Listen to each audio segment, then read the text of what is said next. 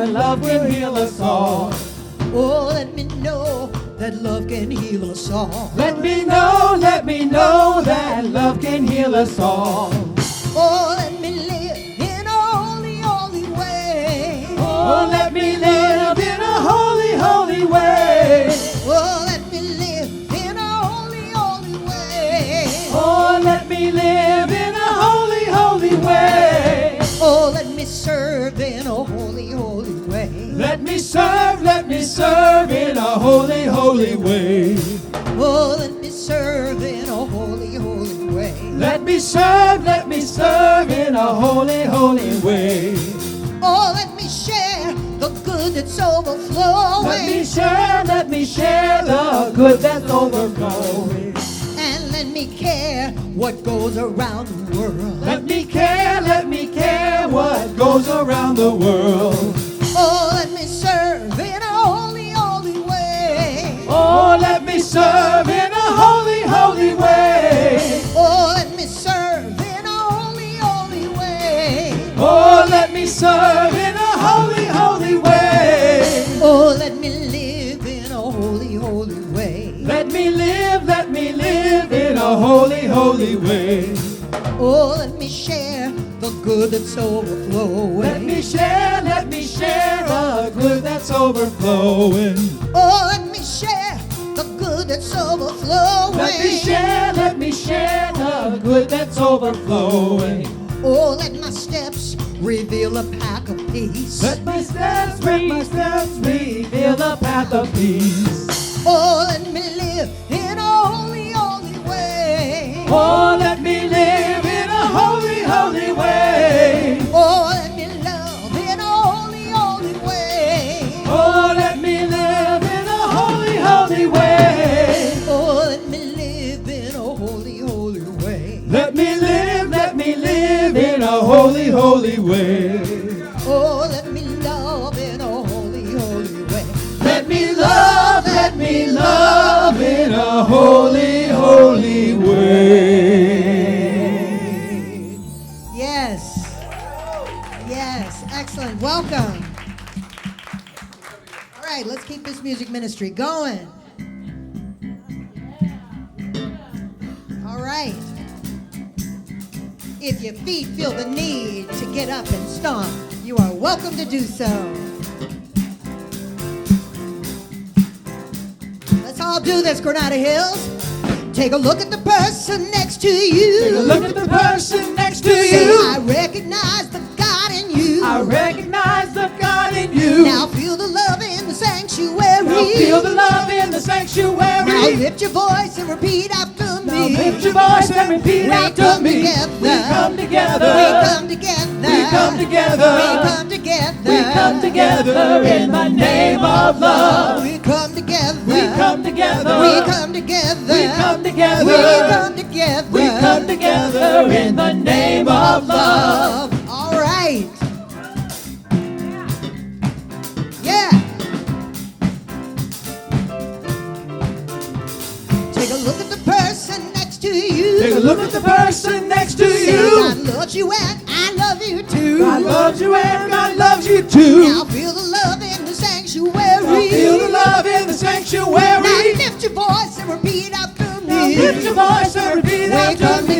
We come together. We come together. We come together. We come together. We come together in the name of love. We come together. We come together. We come together. We come together. We come together. We come together in the name of love. Now every walk of life, Every walk of life, every breed and color, every creed and color, in kinship we unite, in kinship we unite.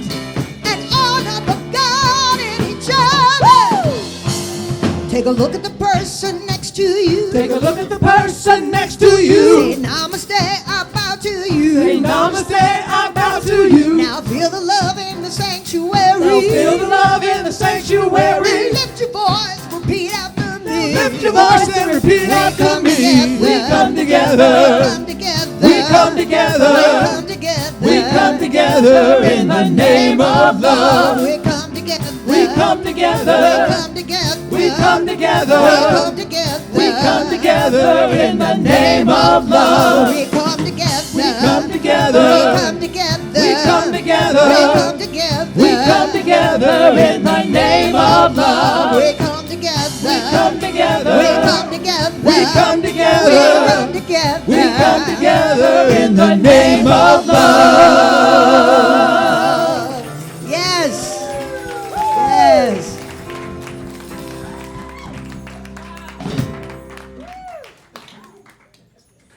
You know, if you stand up.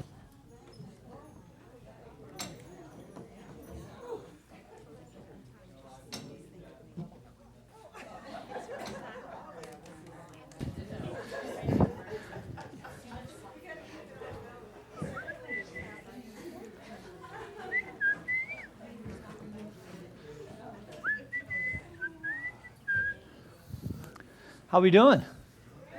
Good. You know, I'm just really tripping because everybody's up front. I'm so used to everybody's trying to squeeze in the two back rows. So thank you. I get lonesome up here. Oh, good. So if you're joining us online, my name is Reverend Michael McMorrow. I'm the spiritual director here at the Center for Spiritual Living in Granada Hills, where we welcome all who practice their beliefs in faith and love. And our presider this morning is the lovely Suzanne Jensen, who's going to pray us up and also will be available for the healing support group later. So let's start by taking a deep conscious breath and just release. Made it to church. It's going to be a good week. As we come together for our call to service, which we call Lighting the Flames of Faith. As we know, we perform this ceremony to promote the universal consciousness of life, which acknowledges that all peoples, all faiths, all sentient beings come from the one great universal presence, which we call Spirit. That fundamental to this truth is a unifying nature of all religious thought and experience, which we honor here today. We light the first candle.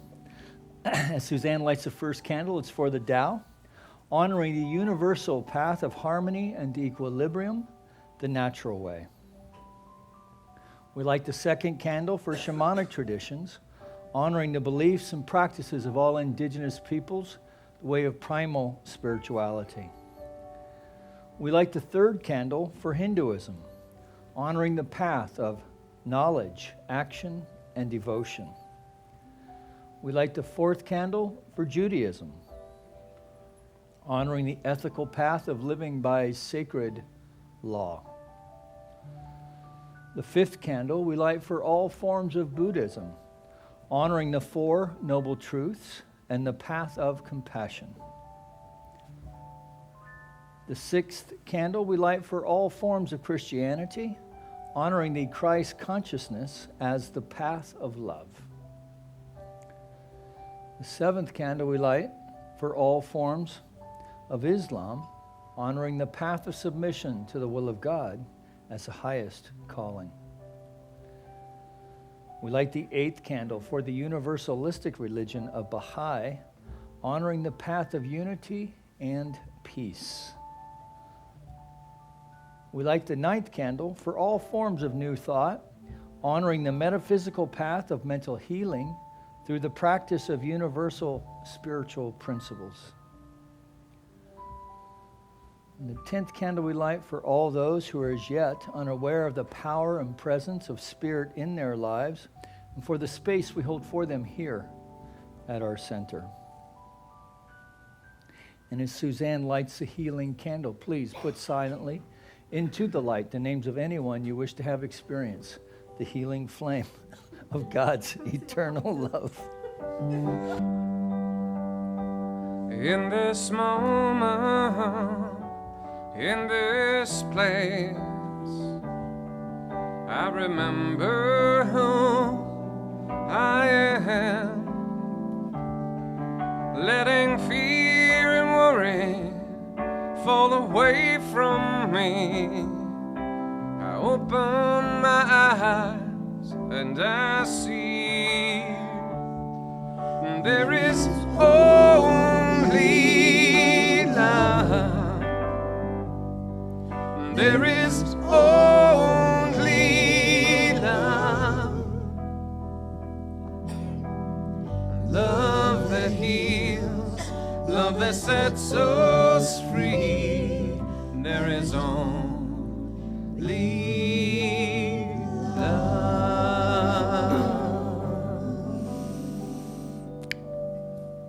I see, know, and feel today the goodness of life.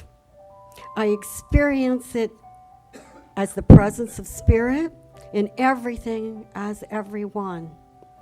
And I know that we're blessed by being alive and enjoying this precious, beautiful day today. We're blessed by our center and this service this morning. I give thanks for this opportunity to commune with like-minded friends and to hear, see, and experience spiritual truth. I give thanks for our ministers, practitioners, musicians, the music and song expressed as gifts of the divine. I know that all flows wholly and in perfection as our service, that our hearts are filled with joy. All is good, and I am so grateful. And in gratitude for knowing this, I release my word to the law. In acceptance of this good, we say together, and so it is. Good morning. Living in the flow of life. In Foundations class, we're putting our awareness, our attention on living in the flow of life, the law of circulation. In our workbook, it says this about divine flow. The divine flow requires but one thing of you, your consent to be a receiving channel. It is like a water faucet, which must be open to flow in order that the water may pour forth freely. My own experience of living in flow is having an ongoing awareness of the presence of Spirit. And because of that, being in listening mode for inner guidance and following it spontaneously. Not only listening within, but being awake for where Spirit is showing up and as guidance and direction. When I'm living in flow, I am one with Spirit, God, life. I'm fully immersed. Things just go well. There's peace. The truth is, we are all one, and we are all different. We are each different. We are all here to be that uniqueness by design. So life works well and flows when we are being our true selves, who we were brought here to be, our higher selves. We are put here as individual expressions of the one life. Living in flow is being that fully, being authentic and congruent with who we really are. Science of Mind magazine says we arrive at a consciousness of oneness by taking apart who we are not and not only discovering but loving our true self. Staying in flow, being aware of your motives and intentions, and shedding who you are not. It's very freeing to be who we are naturally. Have you noticed that when we're being our true selves, it's effortless? We are in divine flow and it feels great, which I believe is what was intended. The natural goodness that we are is being given away in our individualized expression. It is God giving its goodness through us. I feel that this is the manifestation of our true purpose. From this perspective, we are always on purpose. I believe that loving and honoring ourselves is being in flow.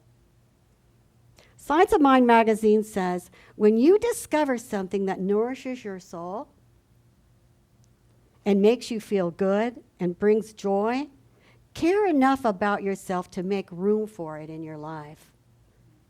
Spirit experiences its own joy and goodness through us, as us.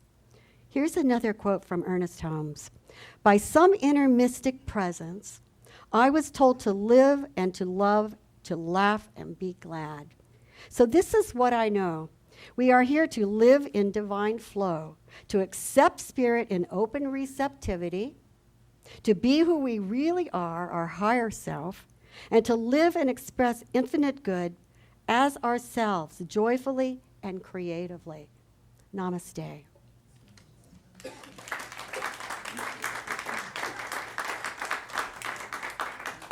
morning, everybody. Nice to see you.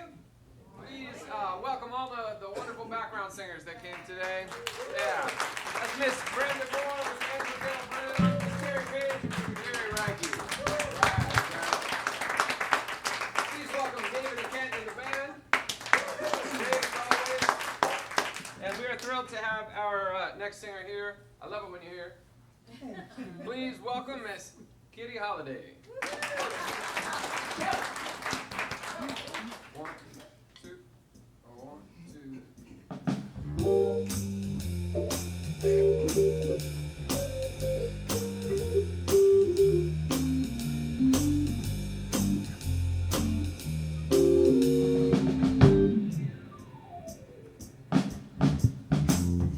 Wade in the water, wade in the water, children, wade in the water. God's gonna trouble the water. Who's that yonder dressed in red? Wade in the water. Must be the children that Moses led. Oh, God's gonna trouble the water. Wade in the water. Wade in the water, children, wade in the water. God's gonna trouble the water. Who's that yonder dressed in white? Wade in the water. Must be the children of the Israelite. Oh, God's gonna trouble the water. Wade in the water. Wade in the water, children, wade in the water. God's gonna trouble the water.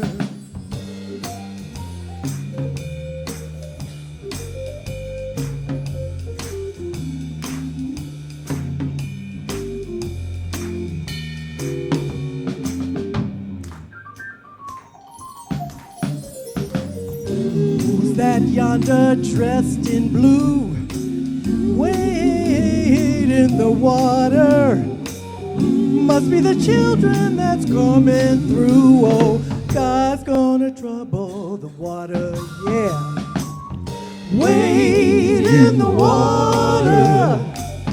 Wade in the water. Wade in the water. God's gonna trouble the water.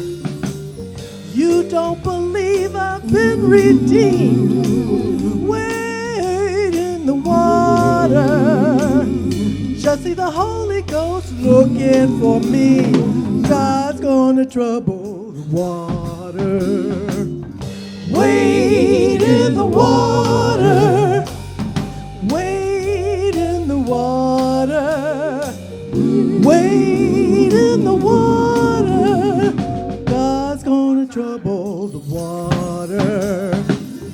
Wade in the water. Wade in the water, children. Wade in the water. God's gonna trouble the water.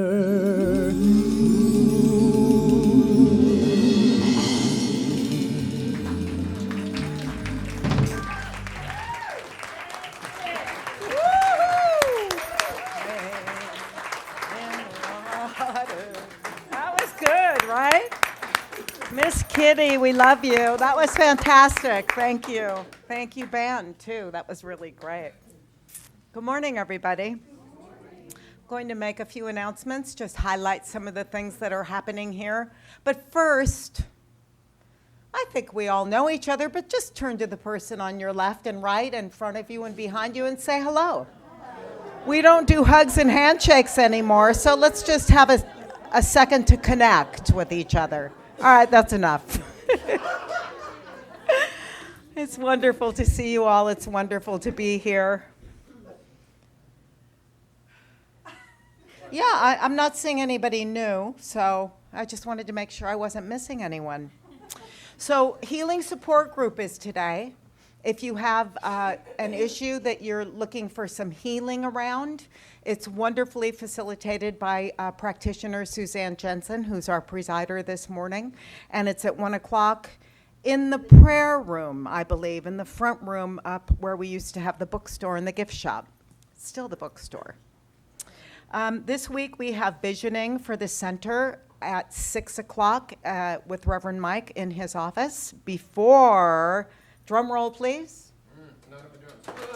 Kirtan Kara this week, everybody. Kirtan Kara is here this Wednesday night at 7 o'clock. So if you have not had a chance to connect with the divine through this wonderful chanting opportunity, it's really very sacred and very wonderful.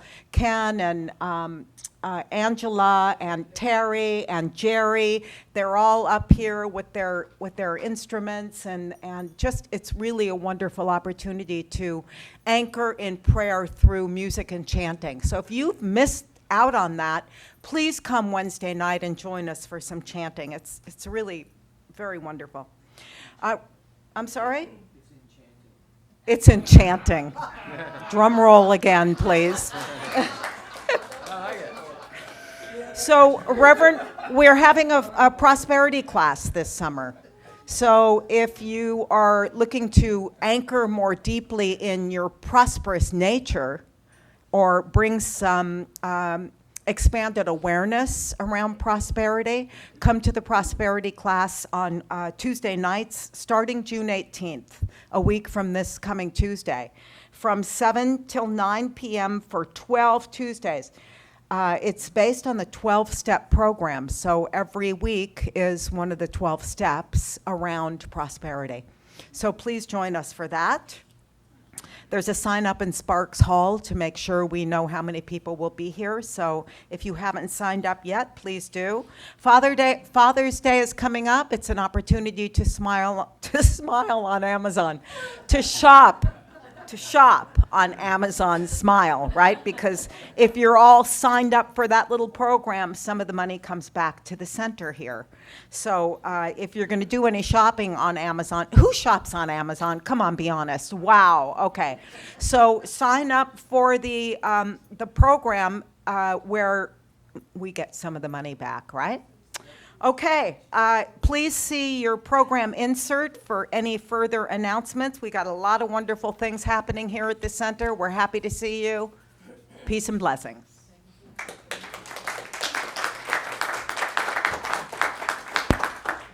So let's stand for the Declaration of Principles. We believe in one universal spirit manifesting through all, natural and incarnated in us. We believe the universal spirit is personal to and reveals itself through everyone who recognizes its presence. We believe our faith operates upon a law of mind, which automatically manifests in our experience according to that faith. We believe in the unity of all life and the immortality of the individual soul forever expanding. We believe in the eternal goodness, the eternal loving kindness, and the givingness of life to all. Well,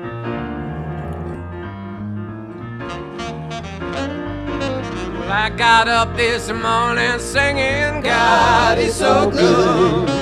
Well, I got up this morning singing, God is so good. I got up this morning singing, God is so good. My God is so good to me.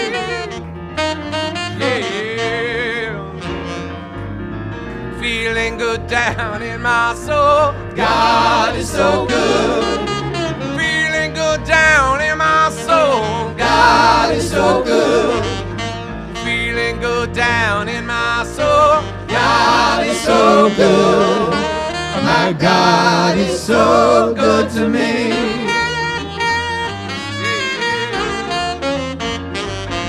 Well, I got up this morning singing, God is so good.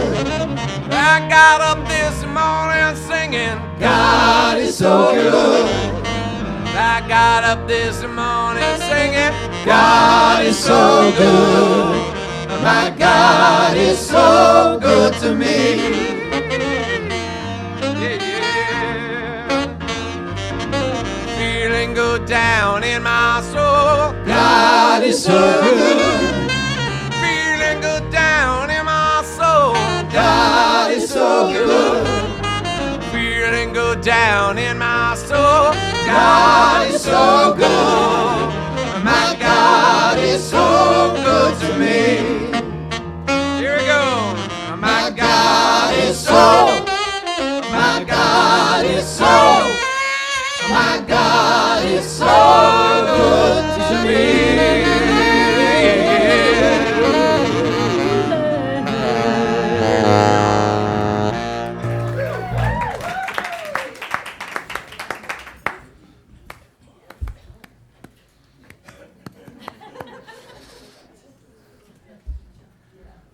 That's a rousing song. I wonder what they think over at Leslie's Pools when we're doing that stuff. Yeah. I forgot my skimmer. All right. So today's talk title, Turning Heartbreak into Action. Not exactly sure if I address that or not, but we shall soon find out. For those of you who do not know, Centers for Spiritual Living is posting an examination of our collective consciousness through encouraging communities and those of us who are in them worldwide to contemplate the prophetic justice principles as outlined by Reverend James Forbes of the Riverside Church in New York City. And that this month's focus then is on protecting the vulnerable. And it asks this question, does public policy have as a guiding principle within it the golden rule? Right? So the golden rule being do unto others as you would. Right. Or that's our version of it. Okay. So our being the West. So last week in this reflection, we spoke to empowerment. Empowerment, how to feel it, how to be it, how to share it, how to encourage others to step into their own power, and how to share it with others who don't think the way we do. Now, this study presumes, of course, that folks are open to doing such things. So that in religious science circles, for instance, I feel that we have managed to tiptoe around issues in a public way. We certainly have managed to tiptoe around them in public discussion up until the last couple of years. Although I have to say that in my opinion, it does have a pretty good record of equality in practice. So religious science, for instance, embraced people of color and having people in color in the pulpit pretty early, certainly before nationally, maybe churches were doing that outside of African American churches. That they did a pretty good job of getting women in the pulpit and women in ministry. I would say they may have been one of the first to do that. And I'm talking about in the, I don't know about the 60s, but certainly the 70s, had some strong teachers, not the least of which was our very own minister here, Dr. Kathleen McLaughlin, and then later Dr. Maureen. So, and then don't ask, don't tell. That was kind of the unwritten code within religious science. So we had ministers who were sitting pulpit ministers who were gay and lesbian, and it was kind of common knowledge that they were, so there wasn't like a policy against them. And certainly our teaching was one of the first to make that idea welcome. So I feel like that religious science has done a good job in practice, even if they haven't been, manning the fences, so to speak. And I would also say that I think it's also accurate to say that women and our women ministers really led the way for the recognition and respect of anyone, regardless of race, ethnicity, religion, or who they loved. So this movement really was, most of the ministers were men, and men being men made it a very, we really loved the mental science part of it, because so long as we're in our head, we don't have to feel anything, and that's awesome. So that, at least that's what, so I feel like the women ministers in particular, and I think Dr. Maureen, you were really part of this too, brought the heart of religious science, and to point out rightly that it's love that points the way, and the law makes the way possible, right? Now, as another example here that I wanted to speak to was Reverend Louise Hay. Some of you may not know who she is, but you may know her book, which was You Can Heal Your Life. She's been on Oprah many times. She has, now, I think she started her publishing company in her 70s, or 65. She was 65. Okay, there you go. So, in other words, it was a chapter 2 deal. Right? So when most folks are thinking, okay, I'm going to retire, she started a publishing company, right? And that's kind of what she's known for. And she was so much more than that. So this is again illustrating the way religious science may not have been promoting things, tooting its own horn, but had ministers in the field who were doing significant things. So in the 80s and 90s, when gay men were dying mysteriously of AIDS, Louise Hay was one of the first ministers who really stepped into that arena. And she did so when, at an early time when people really didn't know what was going on with that condition. And she did this by seeing the spiritual truth of these folks, who really at the time were the most vulnerable among us, because men who had AIDS at that time really were kind of being treated as modern day lepers, the way lepers were treated biblically. And, and also subjected to really cruel judgments in sometimes overt and subtle ways. So in a subtle way would be that there were victims, there were innocent victims of AIDS who picked up the disease through a blood transfusion, for instance, which implied that the guys who had it were then what? Not innocent, right? That there was, I know even on the job site, I remember even in my uninformed and ignorant? Was that you who said that? Not past tense she's talking about.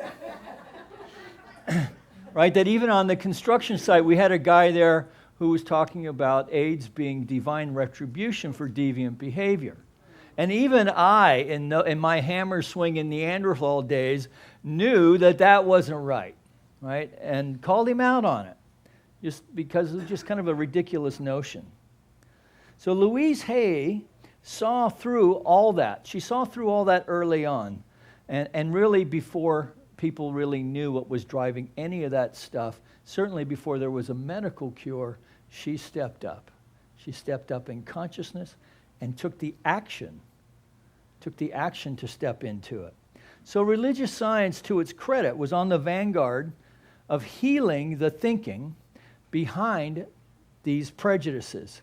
So much so that it has even become a promoter of gay rights and marriage equality through the Science of Mind magazine, for one, and also within its hiring policies, which have been in place years before the public sector caught up with it.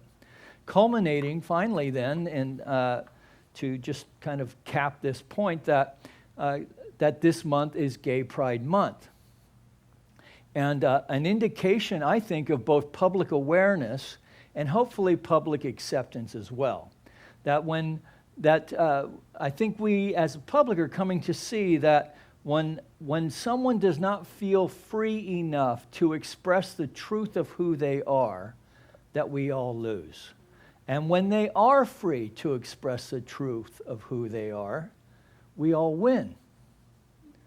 So, wherever there is prejudice,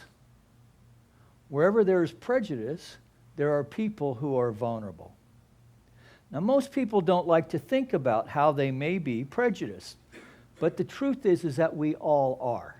All of us are. That we are prejudiced, that we are judgmental. And this is one of the reasons why I wanted to do the 4T. We haven't done the 4T prosperity program in, I think, over 10 years. And the reason why the 12-step program is so great is because week by week you're growing in awareness and spiritual practice and in consciousness, right? Each step building on the other to really lift your spiritual muscles to where you get to the end of the 12th step. Week by week by week, you have a spiritual awakening. And you will have spiritual experiences. You're having them every day anyway, whether or not you're aware of them or not. But now we're going to be paying attention to that stuff. We're going to be paying attention to the way that it affects prosperity, yes, in our relationships and creatively, right? But also how it affects our pocketbook and the way that we either bring money into our lives or push it away. So we're going to be looking at all that stuff and how our prejudice are the unconscious blocks and obstacles that get in the way of that, and that we can relieve them.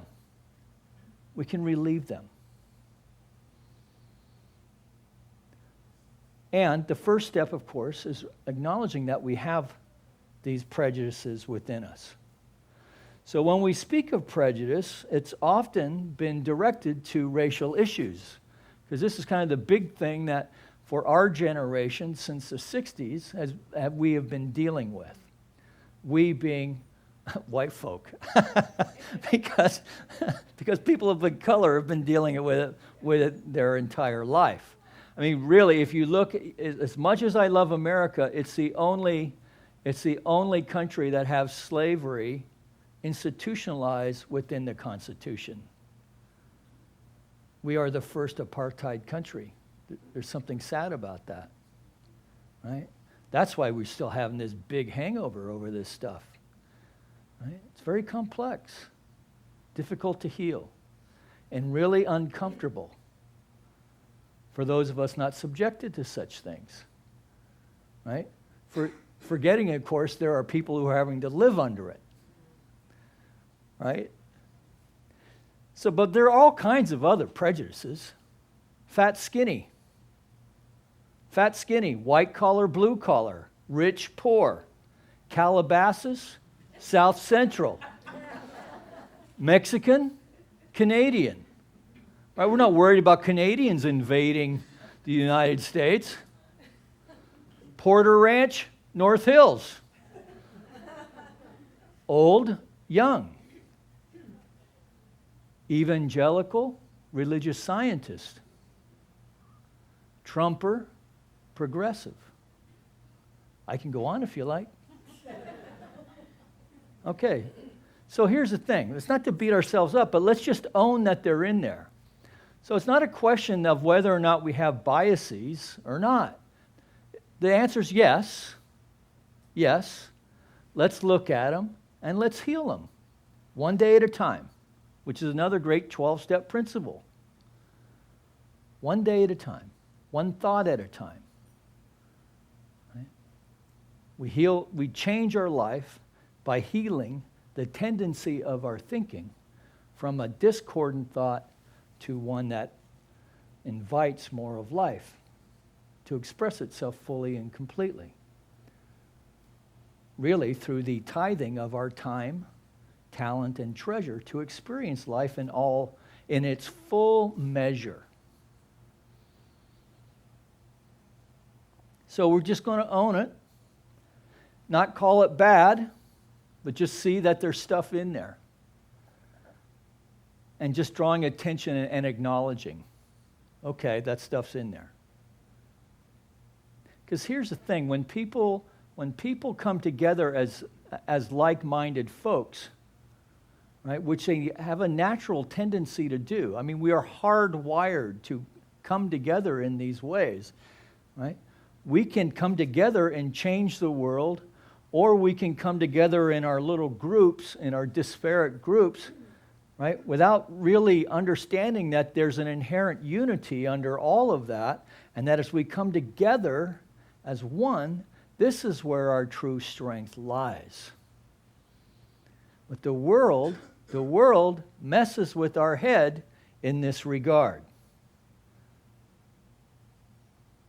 Because when enough people get together, you have who are like-minded, you're going to have a dominant group, and you're going to have people who are vulnerable to that dominant group. Now, wouldn't it be great if the dominant group was the one who saw the truth and the divine expressing as each person, right? But that's not really what's going on right now, right? And here's the rub. It's up to us, you and I, as religious scientists, because we know better. We know better. People in New Thought know better. But we've been tiptoeing around this stuff, right? Now, does this, we're not all going to be Gloria Steinem, right? Or Dr. King, or Mother Teresa.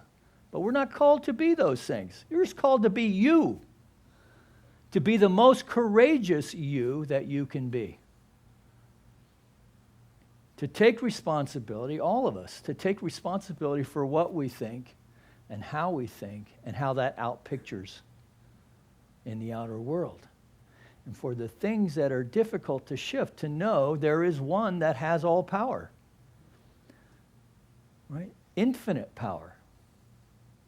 Infinite power that we access at all times, and that we can do this in a conscious way. So we want to be aware of the ways that we may be part of a dominant group, right? Regardless of what it is. So let's say we work in a place that's, union and has non-union workers in it, right? So we need to be aware, whatever dominant group we may be playing around in,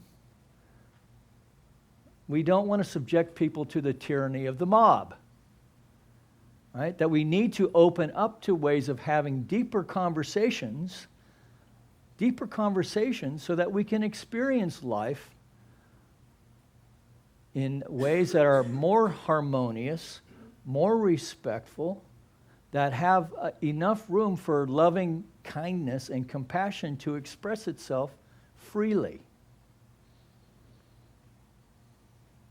So this is one of the great challenges of having a pluralistic society that's made up of a lot of different interest groups, because it can be really messy, noisy, sometimes cantankerous, certainly clamorous, and it can appear chaotic.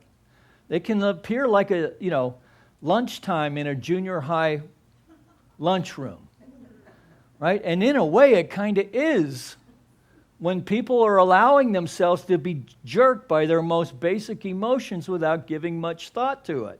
It's like hormones gone wild, right? But there is a way out. There is a way out. We are not only thinking beings, but we can think about thinking. We just have to start doing it. Have to start acting like it. So there is a way out. There is the most powerful idea in the world, the most powerful idea in the world that can transcend all of this. More powerful than the atom or even the microchip. Regardless of education, of race, gender, or station in life. And that is simply that our thinking creates our reality. If you don't get anything else about religious science, grab that one. Our thinking creates our reality. Oh no, it's a systemic thing. It's this, it's that. Our thinking creates our reality right where we are. Our thinking is causing all of the turmoil and strife experienced in the world today. Our collective thinking. This is what Holmes called race consciousness. So all these subjective prejudices that we have are expressing themselves today. And it doesn't sometimes look like it, but it is getting better. All right? I mean, at least Jim Crow is not the law of the land in the South anymore. That's getting better. Right? We elected an African American president. That's getting better. Right? We have a gay man, openly gay man running for president. And you know what? I have to say, he's kind of a pretty rational guy. Makes a lot of sense. And people are saying that. They're not even talking about what he's doing, the fact that he's married. I mean, so things are getting better. The consciousness is shifting. Right? But we know we can do better, yes? Yeah, of course. That we can change by changing the way that we think within ourselves, by owning the shadow aspect of ourself and bring the infinite light of the divine to that. We heal our own inner stuff. We express that more fully and completely in our own outer world, and it has an effect on the race consciousness that is raising that together.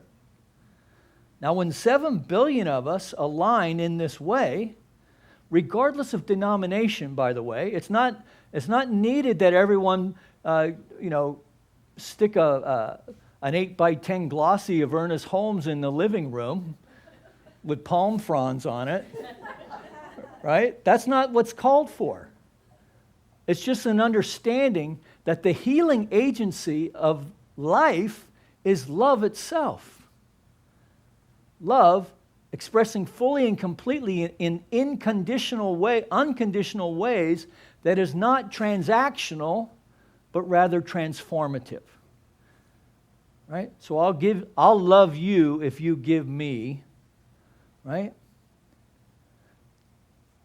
But so much of human life is transactional. Right? We believe that our good is transactional. I give you money, you give me product. Right? But when we come to understand that there's a greater reality underlying all of this and start playing with that, we can change the world. And we can change the world by changing the way we see the world. That we no longer have to create thought forms or conditions of suffering in order to get pissed off enough to do something about it. We can be inspired to do something that needs to be done. In fact, Holmes said himself that, he said that too. The world is beginning to realize that it has learned all it should through suffering. Now he's talking about for those of us who are still thinking that there's value in suffering. Right? Those of us who come from religions of origin that promoted that idea, right? But he's also talking about if that's true for the individual, it's also true for all of us together. Our race consciousness.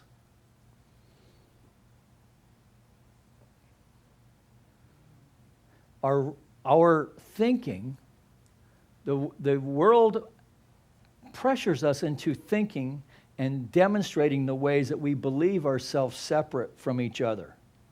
It tells us that we cannot make it together. It tells us that I paid my way, I paid my own way, you pay for yours. I'm not responsible for paying for your stuff. That's what the world is telling us, that our judgments keep us separate and from each other, and in time from ourselves. We retreat to the head, and we come up with clever arguments because this is no longer engaged. Right? The heart, compassion, loving kindness is no longer engaged. And instead we just end up talking over each other. No one's listening. Right? We're separate from each other. separate from ourselves. We wake up one day, we look at ourselves in the mirror, we don't even recognize who we see. Right? And then finally, it separates us from the divine. That we've come to feel like it really is every man for himself. And then we suffer. So the world is beginning to realize, this was in the 50s, I think, when he wrote this, that the world is beginning to realize that it has learned all it should through suffering and pain. Surely, actually this is one of his earlier writings, surely there can be no intelligence of the universe that wishes man to be sick, suffer, have pain, be unhappy, and just end in oblivion. Surely, if God or universal intelligence is imbued with goodness, then it could not ordain that man should ultimately be other than perfect expressions of life. Now this, I hope, is encouraging news, right? So it may look like we're out there on the limb by ourselves, right? That somebody else is out there sawing the branch off that we're on. Right? But the fact of the matter is that we are one with all of life. And when we not only know this truth intellectually, but we start to feel it in the heart, then the whole game changes. So the problems of the world can feel so momentous and gigantic that it can feel overwhelming. For after all, what can one person do? Well, Louise Hay loved a group of outcast men who were seen as untouchables. She just loved them. She administered to them, one heart at a time. And today we celebrate Gay Pride Month. When Dr. King organized the Poor People's March, he was marching for all people, not just black folk. He recognized that even as white folk had more access to the American dream, there were still far more poor white folk than black folk. That pay equity, he brought this up in this era. He brought up the inequity of pay. He brought up protection of the environment, having access to clean water, and so forth. That these are human rights. Unfortunately, these human rights have now become political bargaining chips. But we can change all this stuff the way they did. We change it one heart at a time, starting with our own. That we can be transformed by the renewing of our minds, and we recognize that we do have work to do, and we are up to the task. You know, Holmes also said this, that the world likes action, it likes change. That action is life. Alertness is the word. Always be alert. Alert to what? Alert to understanding and knowing that we are bringing the healing agency of love to everything we do. There must be a mental alertness before there can be physical activity. And that we want to act as though these things are happening, even though they may not appear to be.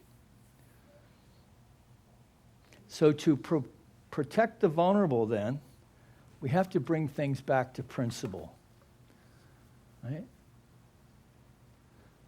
That love is the healing agency. That when we as religious scientists are speaking to the infinite power of the law to demonstrate itself as life through the power of our thought, we are speaking to the infinite power of love to express itself as law.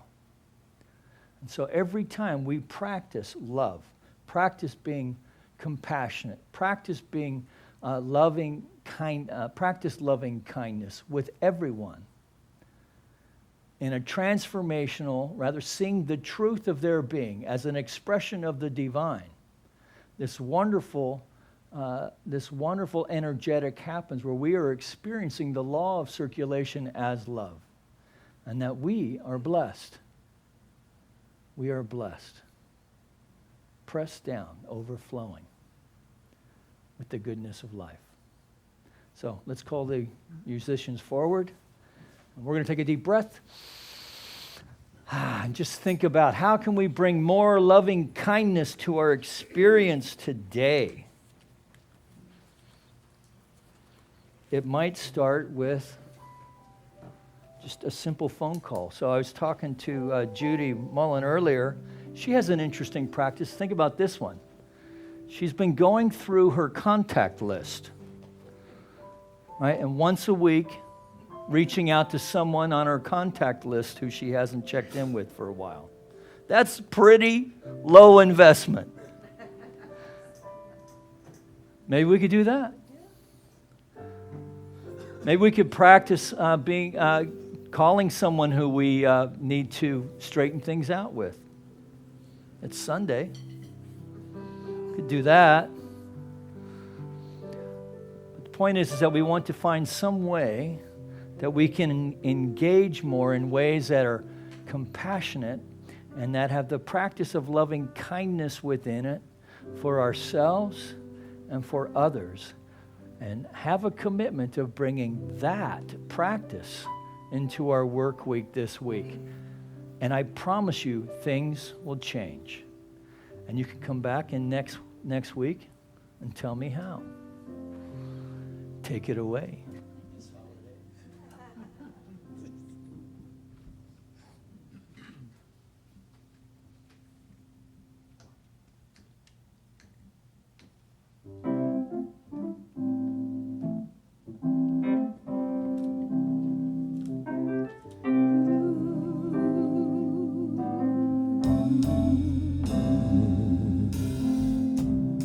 People get ready, there's a train a-comin'.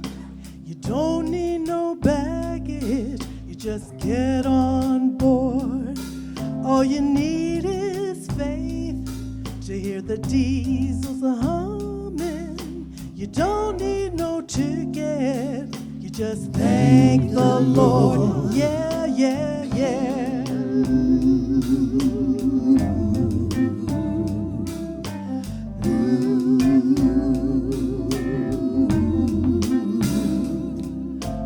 People get ready for the train to Jordan, picking up passengers from coast to coast. Faith is the key, open the doors and join them. There's room for all among the loved and lost.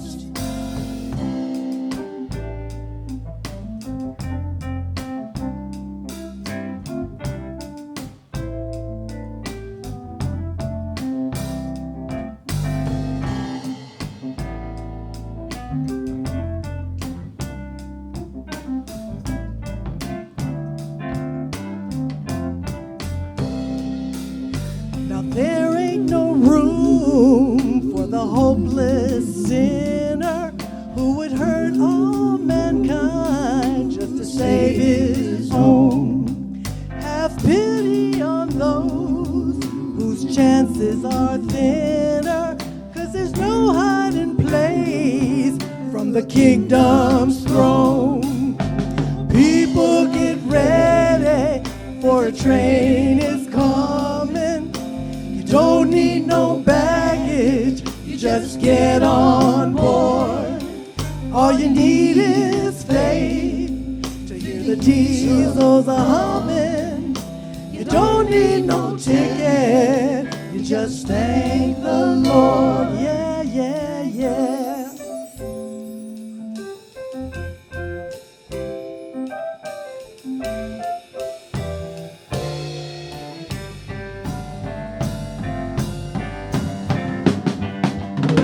I'm getting ready.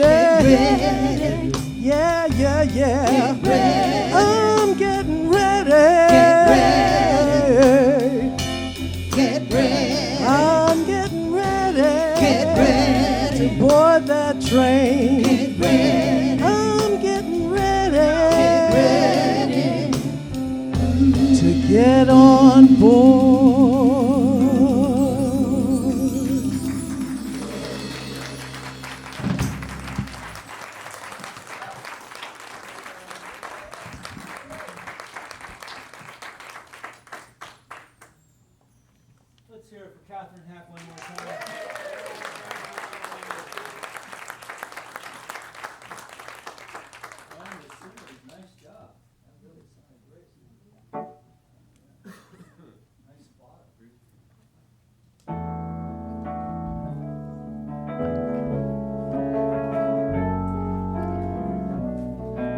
As we prepare our gifts for the offering, call the ushers forward. The Spirit gives through me, Spirit receives through me, Spirit lives and breathes through me. Spirit lives and breathes through me. Spirit gives through us, Spirit receives through us, Spirit lives and breathes through us. Spirit lives and breathes. Keep it going through us. Spirit gives through us. Spirit receives through us. Spirit lives and breathes through us. Spirit lives and breathes through us.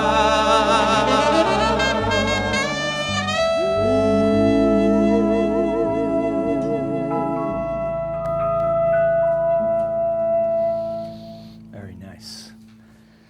So let's take a deep breath. Release. And just recognize and know that the gifts presented here this morning, whether here in the sanctuary or online, that all of it is a demonstration of consciousness that knows and knows that it knows that God is our source, our substance, our supply. And so through the generous heart of the individuals from which these gifts have been offered here this morning, we, representing the heart of this spiritual community, accept these gifts with deep respect, love, and appreciation as we know together they go forth to heal, to prosper, and to bless the life of each one here this morning, the life of anyone connected to this center in any way.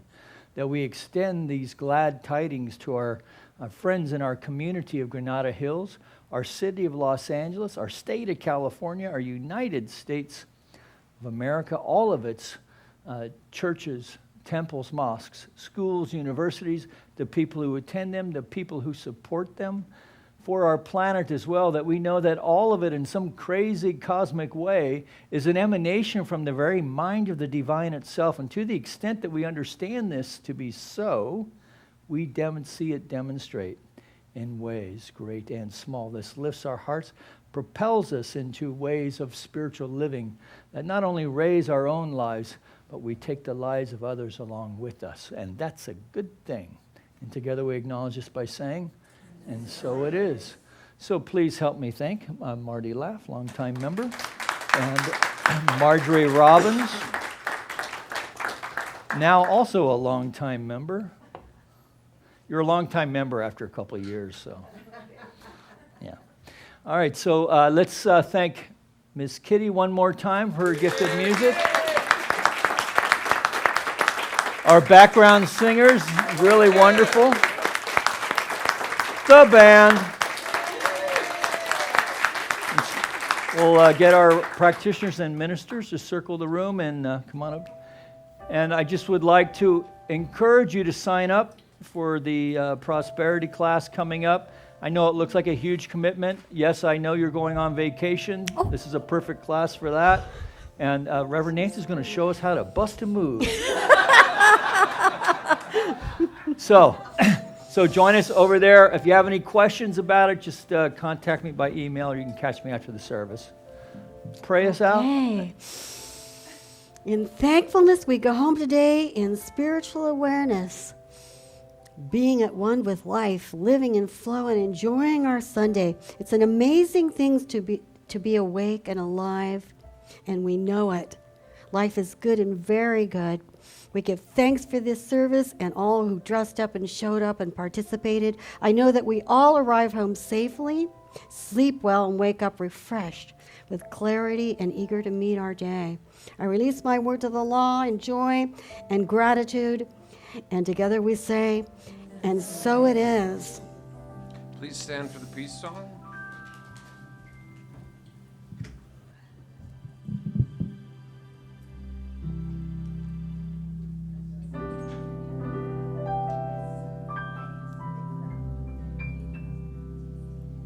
One, two, three, four, five, six.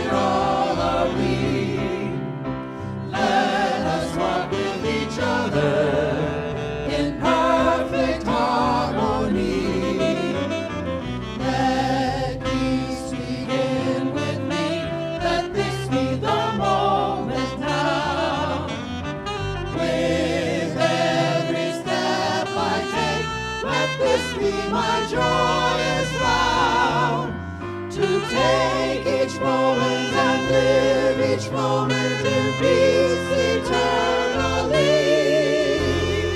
Let there be peace on earth, and let it begin with me.